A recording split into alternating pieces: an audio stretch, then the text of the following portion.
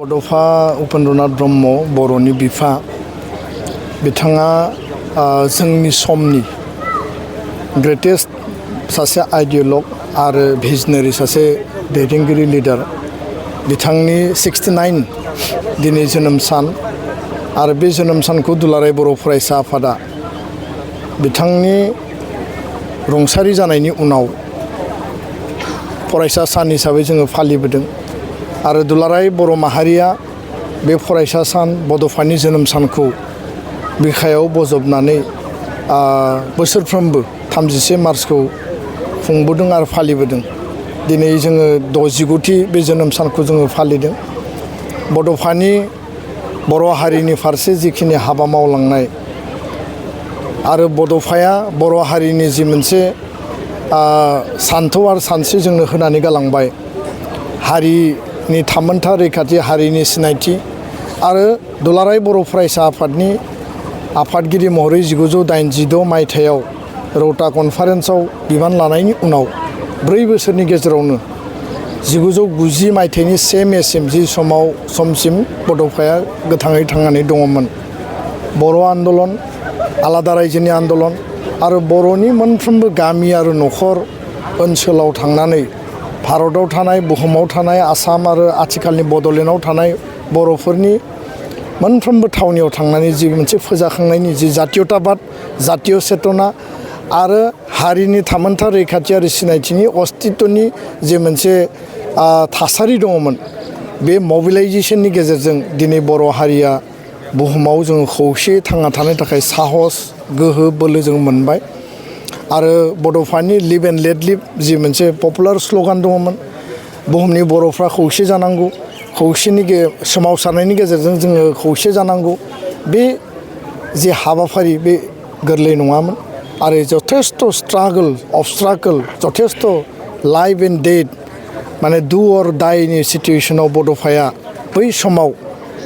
बे दानि सम नङा 1986 मायथाइनिफ्राय 1987 मायथाइयाव आलादा रायजो बड'लेण्डनि दाबि आरो 1990 मायथाइसिम बिथाङा जिखिनि रिभलिउसनारि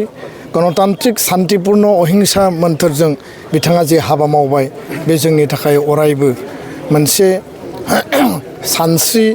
आरो सान्थौ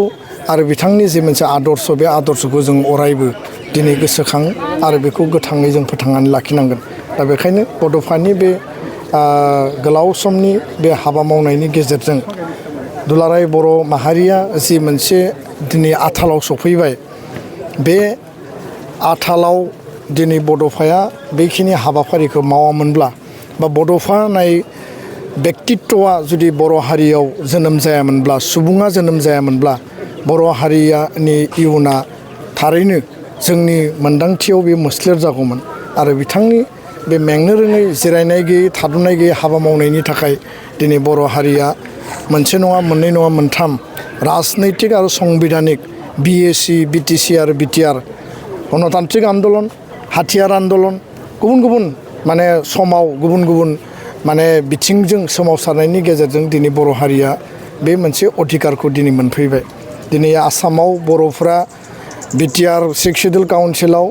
आसामाव बर'फ्रा दिनै बर' कसारि वेलफेयार अट'नमास काउन्सिलाव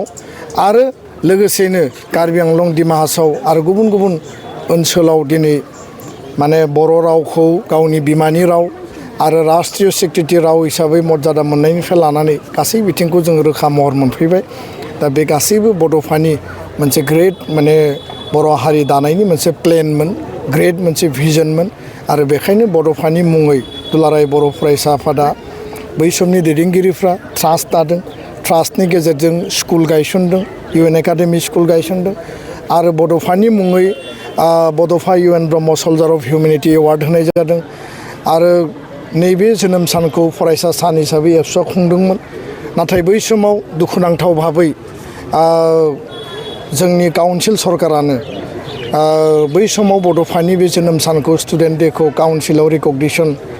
माने होनांगौमोन जि लेभेलाव बेखौ बिथांमोना होआखैमोन। उननि समाव 2020नि उनाव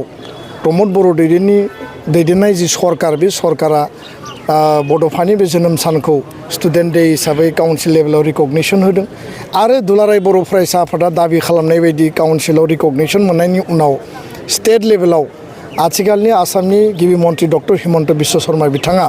स्टेट वाइड छात्र दिवस बा स्टुडेन्ट डे हिसाबै बड'फानि बे जोनोम सानखौ रिकगनिसन स्वीकृति होबाय आरो दुलाराय बर' फरायसा आफादा दाबिनाय बायदियैनो बावैसो 57थि बोसोरसालिया जथुम्मायाव भारतनि नखर मन्त्रि अमित शाह बिथाङा दतमायाव फैनानै एबसुआ बिथांखौ दिल्लीयाव लोगो हमदोंमोन दिल्लीयाव जोङो दाबि होदोंमोन आरो बे दाबि बायदियैनो गोदान दिल्लीयाव बड'फानि मुङै UN ब्रह्म मार्ग आरो मोनसे मोजां स्टेचु लुनानै नेशनेल लेभेलनि रिकगनिसनखौ दिनै बिथांमोना होदों बे थारैनो जोंनि थाखाय गोग्गाथाव जोंहा फोथायनाय दङ आत्मबिश्वास दङ जोंहा मिजिं दङ बड'फानि स्टेचु आरो बड'फानि मुङा मुलुगाव गेवलांसारनांगौ गोसारहोनांगौ बेनि थाखाय एबसुआ जि लेभेलाव हाबा मावनांगौ जिहेतु जोङो काउन्सिलाव बर' हारियाव जोङो बड'फानि जि सानस्रि जिखिनि मिजिं बेखौ बिखा बिख्लो गोसोआव थै मोदोमाव जों सोनानै होनो हाबाय आरो बयनिबो गोसो मोदोमाव दङ आरो काउन्सिल लेभेलाव सरकारि मर्यादा मोनबाय स्टेट लेभेलाव सरकारि मर्यादा मोनबाय आरो नेशनेल लेभेलाव स्टेटास मोननायनि उनाव मुलुग दरबाराव मालाबा आमेरिकायाव मालाबा लण्डनाव मालाबा जापानाव जेरैबायदि लाचित बरफुकनखौ लांदों जेरैबायदि असमिया हारिया श्रीमन्त शंकरदेबखौ लांदों दुलाराय बर' फरायसा आफादाबो बड'फानि बे मोनसे जि बिथांनि जि कन्ट्रिबिउसन बिथांनि जि बर' हारिनि जि मोनसे थांना थानायनि जि सिमांखौ मोगथां खालामनायनि जि मिजिं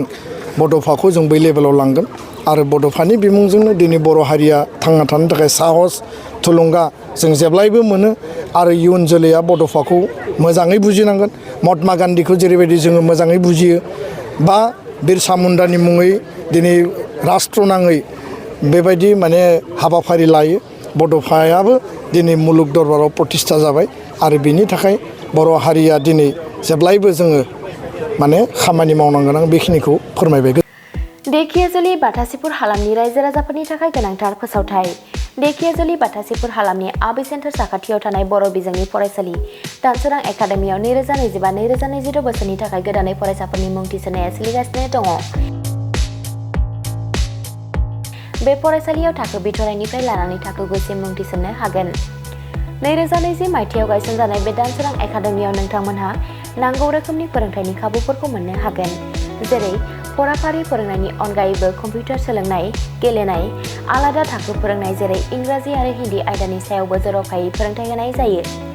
बेनि अनगायैबो हौवासा आरो हिन्जावसाफोरनि थाखाय आलादा आलादा हस्टेल थानायनिबो खाबु दङ। बेजों लोगोसेनो फरायनायाव उन जानानै थानाय एबा गोसोआव लाखिनो हायै फरायसाफोरखौ आलादायै फोरोंनायनिबो खाबु होनाय जादों। मख'नो गोनांदि बिथराइ थाखोनि मुं थिसननायखौ बेसेन लायालासे थिसननाय जादों। बेनिखायनो गोसो गुदुं दिथागिरि नोंथांमोनहा गाव गावनि गथ'फोरखौ दानसोरां एकाडेमियाव मुं थिसननो गोसो दङब्ला थिसननो हागोन। दानसोरां एकाडेमियाव मुं थिसननो थाखाय नोंथांमोनहा 977074575550 एबा 88764802118 जानबुं अनजिमायाव फोनांजाब खालामनानै सुलाद लानो हागोन।